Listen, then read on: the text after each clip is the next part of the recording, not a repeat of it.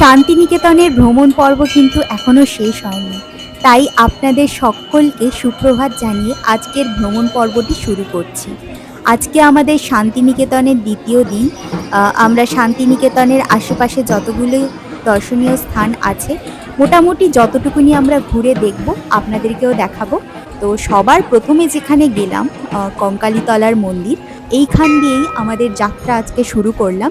৫১টি শক্তিপীঠের মধ্যে এটি একটি অন্যতম।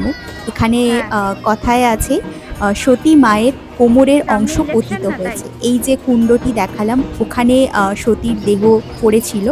আর সেই কোমর থেকে এই কঙ্কালীতলার নামকরণটা করা হয়েছে। তারপর ওখান থেকে বেরিয়ে আমরা যাব হচ্ছে বিশ্বভারতী ক্যাম্পাস। আর দেখুন, মন্দিরে কিন্তু সেরকম ভিড় নেই। পর্যটকদের যে একটা সিজন ছিল সেটা কিন্তু চলে গেছে। সেরকম চোখে পড়ছে না। যেহেতু গরমকাল চলে এসেছে, সেই কারণে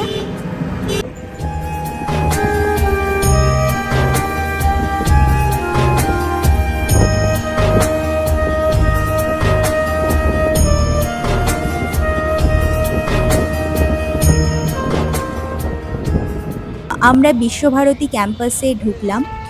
আর আগের বছর থেকে কিন্তু বিশ্বভারতী ক্যাম্পাসটা ঘুরে দেখার ব্যবস্থা কিন্তু চালু হয়ে গেছে। ২০২৫-এর সম্ভবত অগাস্ট থেকেই চালু করে দিয়েছেন ওনারা। কোভিডকালে পুরোটা বন্ধ ছিল, ভেতরে ঢোকা অ্যালাউ ছিল না পর্যটকদের। এখন কিন্তু ঘুরে দেখা যাবে। সব কিছুই বিস্তারিত আমি বলে দেবো এই ভিডিওতে। আমরা ঢুকিনি, কারণটা হলো যে টাইমটায় ঢোকার সময়সীমা ছিল সেটা কিন্তু আমরা মোটামুটি পার করে ফেলেছি। তো সেই কারণে হয়নি আমাদের ভেতরে যাওয়াটা। তো আমরা যেটা করব সেটা হচ্ছে আমরা মিউজিয়ামটা ঘুরে দেখব। তো এই হচ্ছে টিকিট কাউন্টার। এখান থেকে ক্যাম্পাসের টিকিট, মিউজিয়ামের টিকিট সবকিছুই অ্যাভেলেবেল। আর বলে দেই, এখানে হচ্ছে যদি আপনারা ক্যাম্পাসটা ঘুরতে চান, পার হেড ৩০০ টাকা করে পড়বে। আমি স্ক্রিনশট মেনশন করে দিয়েছি। তার সাথে সাথে সময়সীমাও মেনশন করে দিয়েছি। এই টাইমের মধ্যে আপনারা চলে যাবেন বিশ্বভারতীর ভেতরের ক্যাম্পাসটা ঘুরে দেখার জন্য। তো আমরা যেতে পারিনি। আর মিউজিয়ামটা আমরা ঘুরেছি। মিউজিয়ামের ভেতরে তো ক্যামেরা অ্যালাউ নয়। মিউজিয়ামে আছে বলতে রবীন্দ্রনাথের পুরো জীবন কাহিনী, তার সাথে সাথে শান্তিনিকেতনের এই জায়গাগুলোর বিশেষত্ব সব কিছুই আর কি ডিটেলসে তুলে ধরা হয়েছে মিউজিয়ামের ভেতরে। প্লাস ঠাকুরবাড়ির ব্যবহৃত সব জিনিসগুলো কালেকশনে রাখা হয়েছে, সব কিছু। তো ওখান থেকে বেরিয়ে আমরা গেলাম উদয়ন। এই যে উদয়ন নামের যে বাসস্থানটি, এটি হচ্ছে রবীন্দ্রনাথ ঠাকুরের পুত্র যতীন্দ্রনাথ ঠাকুর ওনার পিতার জন্য তৈরি করেছিলেন। তো এই হচ্ছে পুরো চত্বরটা, কি সুন্দর না বাড়িটা!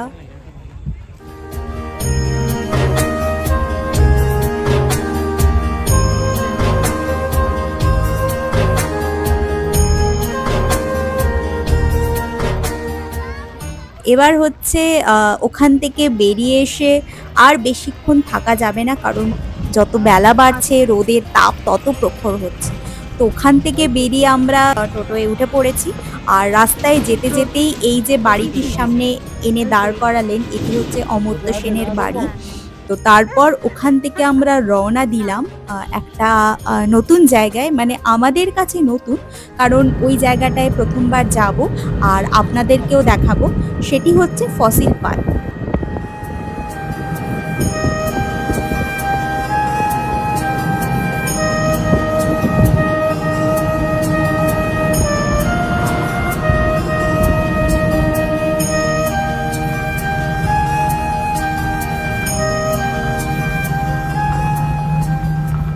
এই হচ্ছে ফসিল পার্ক। এন্ট্রি ফিস কিন্তু ১০ টাকা করে। আর এই পার্কটির বিশেষত্ব হচ্ছে, বলা হয়েছে নাকি মিলিয়ন বছর আগে এখানে যে জঙ্গলটি সেটা হচ্ছে মাটির তলায় চলে যায়, সেই সব গাছপালা থেকে ফসিল তৈরি হয়েছে। তো সেইটির অবশিষ্টাংশ, মানে ফসিল হিসেবে যেটুকুনি বেরিয়েছে, তো সেটাকেই এরকম বাড়িতে সেই সংরক্ষণ ইকো করে পার্কের মতো। এইরকম বেশ গার্ডেনের মধ্যে রাখা হয়েছে। মানে প্রত্যেকটি ফসিলকে দেখুন কি সুন্দর শেডের তলায় রাখা হয়েছে। বেশ এরকম একটা ওপেন একটি গার্ডেন মতো করে তার মধ্যে যে এরকমভাবে ফসিলগুলোকে সংরক্ষণ করে রেখেছে, তো সেই কারণেই হয়তো এটার নাম ফসিল পার্ক হিসেবে পরিচিত। বেশ সুন্দর, অনেকটা কলকাতার ইকো পার্কের মতো ভাইবস দিচ্ছে। শুধু আমরা ৩ জনই ছিলাম। আর কোনো পর্যটকদের দেখতে পাইনি। হয়তো এটা একটু দূরের দিকে বলে সেই কারণে, আর এমনিতেও তো গরমকাল বলেই দিয়েছি। আ সেই কারণেও হয়তো পর্যটকদের ভিড় একটু তুলনামূলকভাবে কম। তো আপনাদেরকে ঘুরিয়ে দেখাই।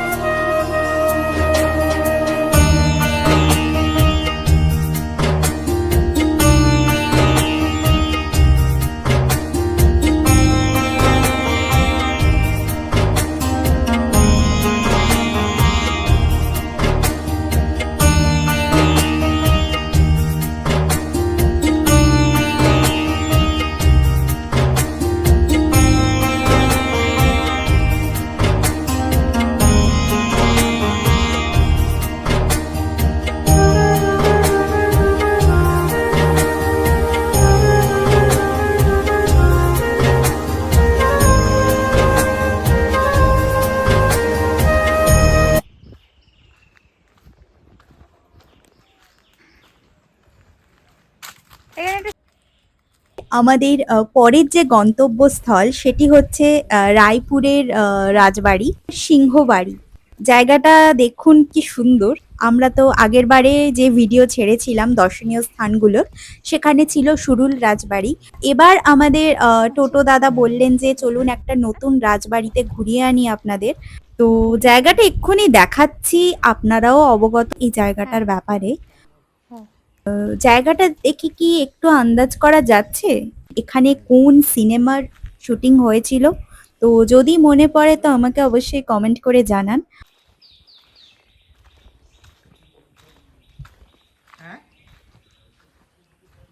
না না।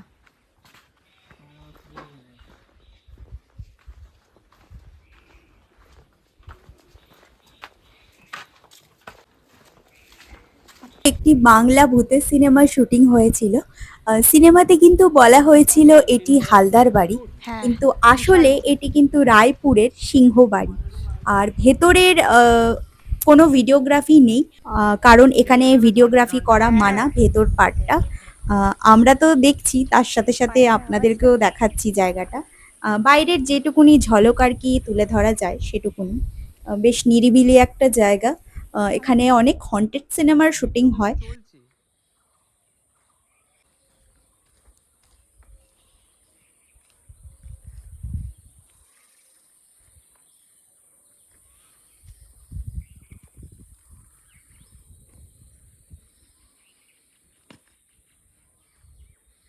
তো আমাদের ঘোরা কমপ্লিট, এখন বাজছে হচ্ছে ৩টে।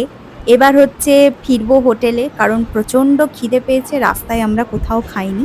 তো লাঞ্চে আজকে আমরা অর্ডার দিয়েছি ফিশ থালি, আর তার সাথে ১ প্লেট ঝুরি আলু ভাজা। আজকে আমরা শান্তিনিকেতন থেকে চেক আউট করে সকাল ১০টা নাগাদ বাই রোড তারাপীঠ, তার সাথে সাথে নন্দিকেশ্বরী আর হচ্ছে নলহাটেশ্বরী, এই ৩টে জায়গা আমরা ঘুরে ফেরত যাব রামপুরহাট স্টেশনে। রামপুরহাট স্টেশন থেকে আমাদের রাতে ট্রেন বন্দে ভারত সন্ধ্যে 7টায়। তো এই হচ্ছে নন্দিকেশ্বরীর মন্দির। এখানে হচ্ছে সতী মায়ের কলার বোন পড়েছিল। মায়ের দর্শন করিয়ে দিলাম আপনাদের। তারপর ওখান থেকে আমরা বেরিয়েছি তারাপীঠের উদ্দেশ্যে।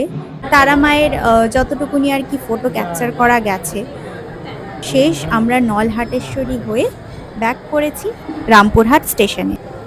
শান্তিনিকেতনের ভ্রমণ কাহিনী এ বছরের মতো ইতি করলাম এখানেই। আর আপনাদের যদি কোনো জিজ্ঞাস্য থাকে আমাকে নির্দ্বিধায় কমেন্টে জিজ্ঞেস করুন, আমি সেখানে উত্তর দিয়ে দেবো। আজকে তাহলে আসি। আপনারা ভালো থাকুন, সুস্থ থাকুন, আনন্দে থাকুন। আর দেখা হবে আপনাদের সাথে অন্য নতুন আরেকটি ভ্লগে। Tata, by.